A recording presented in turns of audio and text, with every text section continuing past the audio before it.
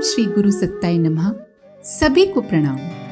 परम पूज्य गुरुदेव ने जीवन निर्माण के सार सूत्रों को अति सरल शब्दों में समझाया है।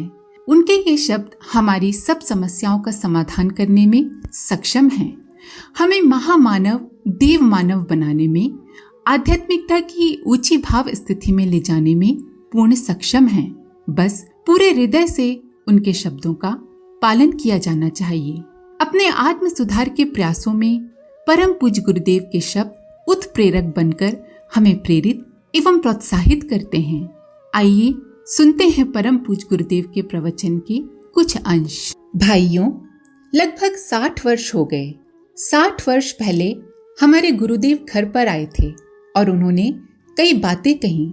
शुरू में तो कुछ डर जैसा मालूम पड़ा, पीछे जब मालूम पड़ा कि ये हमारे 3 जन्मों में हमारे साथ रहे हैं, जो उन्होंने पहले जन्मों का दृश्य दिखा दिया, तो हमारा भय दूर हो गया और फिर बातचीत शुरू हो गई।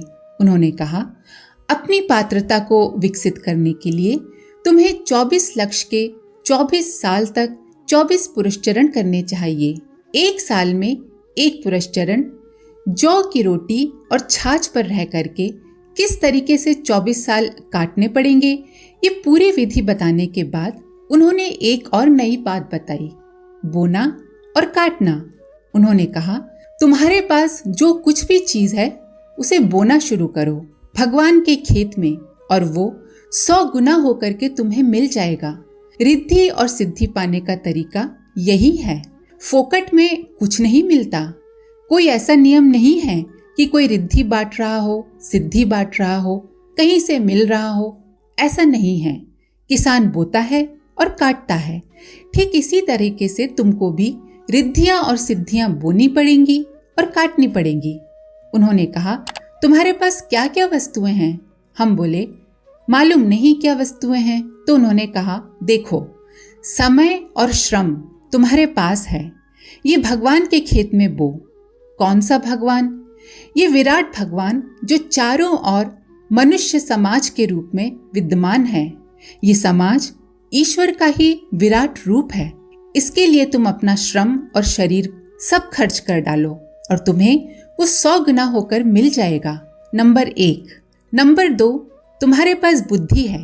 भगवान की दी हुई संपदाओं में अकल से बजाय इसका उसका चिंतन करने के, अहंकार का चिंतन करने के, वासनाओं का चिंतन करने के, बेकार की बातों का चिंतन करने की अपेक्षा अपने चिंतन करने की जो सामर्थ्य है, उसको सारी की सारी भगवान के निमित्त लगा दो, उनके खेत में बो। ये तुम्हारी शक्ति 100 गुनी होकर के तुमको मिल जाएगी। तीसरी चीज तुम्हारे पास जो है वो है भावनाएं। भावनाएं हमारे पास हैं? हाँ, आपके पास भी हैं। 3 शरीर हैं, स्थूल, सूक्ष्म और कारण, जिसमें से स्थूल शरीर से श्रम होता है, सूक्ष्म शरीर में बुद्धि होती है और कारण शरीर में भावनाएं होती हैं। ये 3 चीजें वो हैं जो भगवान ने हमको दी हैं। श्रम और शरीर भगवान ने हमको दिया है। बुद्धि किसी आदमी ने नहीं दी है, भगवान ने दी है। और जो भावनाएं हैं वो भी भगवान ने दी है। इसीलिए भगवान की दी हुई चीजों को बोना चाहिए। और एक चीज इस तरह की है जो तुम्हारी कमाई हुई है, या पहले जन्मों से कमाया हुआ है, या इस जन्म में कमाया हो, बहरहाल वो तुम्हारा कमाया है, वो भगवान का दिया हुआ नहीं है। वो क्या चीज है? वो है धन। धन भगवान किसी को नहीं देता। जो कोई चाहे ईमानदारी से, बेईमानी से, मेहनत से, हरामखोरी से चाहे तो कमा ले, चाहे नहीं कमाए। भगवान को इससे कोई लेना देना नहीं है। धन जो तुम्हें मिला है तुम्हारा कमाया हुआ तो शायद नहीं है। मैंने कहा, मेरा कमाया हुआ कहाँ से हो सकता है? 14-15 वर्ष का बच्चा कहाँ से धन कमा के लाएगा? ये तो पिताजी का दिया हुआ धन है। तब हमारे गुरुदेव बोले, इस सारे के सारे धन को भगवान के खेत में बो दो और ये 100 गुना होकर तुम्हें मिल जाएगा। बस मैंने गांठ बांध ली और वो 60 वर्ष से बंधी हुई गांठ मेरे पास ज्यों की त्यों चली आ रही है। जो कुछ भी कमाया था हमने सब बो दिया। हमारे पास जो जमीन थी उसकी जब जमींदारियां खत्म हुई तो जो पैसा आया गायत्री तपोभूमि बनाने के लिए दान में दे दी। हमारी बीबी के पास सोना था 60 तोले के करीब, वो भी हमने बेचकर भगवान के काम में दे दिया।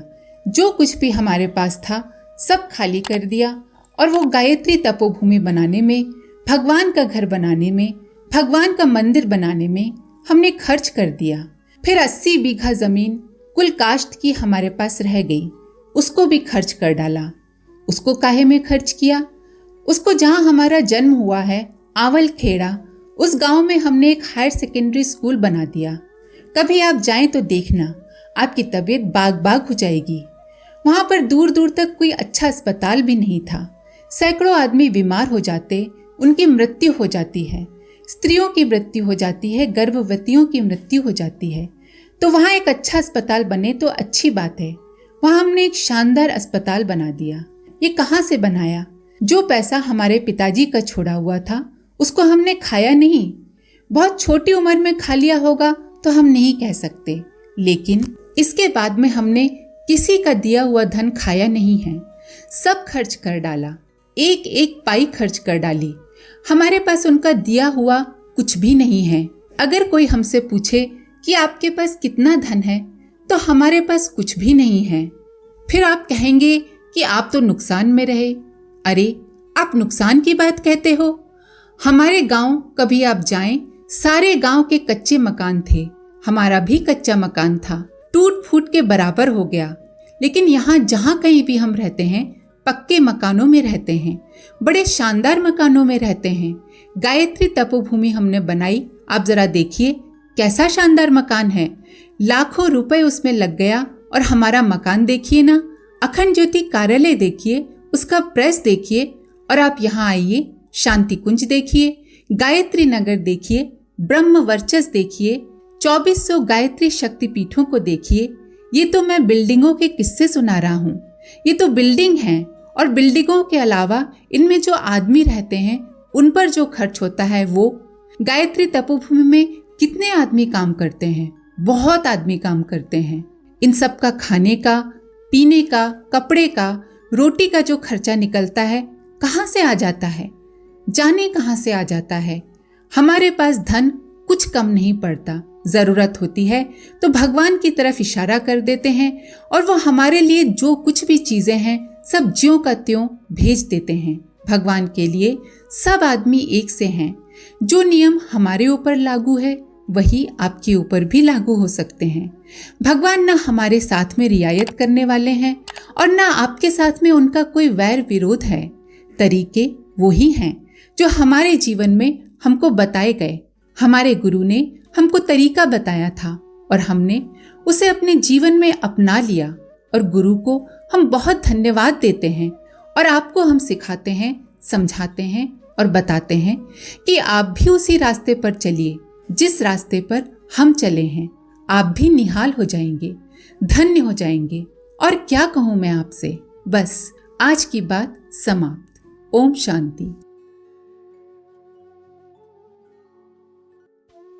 हमारे YouTube चैनल को सब्सक्राइब करें और बेल आइकन को दबाकर ऑल पर क्लिक करें ताकि आने वाले सभी वीडियोस की नोटिफिकेशन आपको मिलती रहे।